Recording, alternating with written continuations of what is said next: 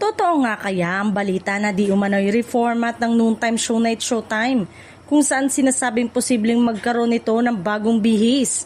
Hindi naman malinaw kung mula sa setup ng studio, mga bagong segmento hanggang sa lineup ng mga host.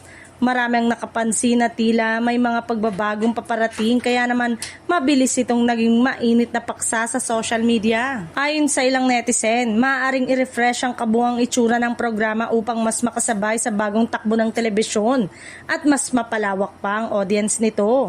Isa sa mga nabanggit ay ang posibilidad ng bagong studio design na mas moderno at mas visually appealing para sa viewers. Bukod dito, may mga haka-haka rin na baka may mga bagong personalidad na idadagdag sa programa.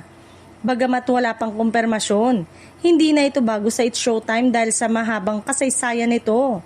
Ilang beses na rin itong nagdagdag ng host upang mas mapalakas ang hatak sa iba't ibang uri ng manonood. Gayunpaman, hanggang ngayon ay nananatiling walang opisyal na pahayag mula sa ABS-CBN o sa mga pangunahing host tulad ni Vice Ganda at Vong Navarro kaugnay sa sinasabing malaking pagbabago sa programa. Kaya naman itinuturing pa rin itong espekulasyon sa kasalukuyan.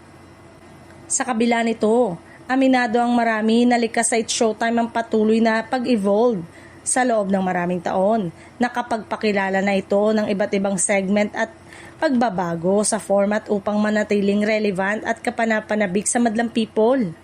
Sa ngayon, patuloy ang pagtutok ng fans sa mga susunod na anunsyo.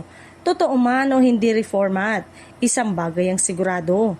Mananatiling handa ang It's Showtime na maghatid ng saya at aliw sa tanghali. Anumang pagbabago ang kanilang ihain sa mga manonood.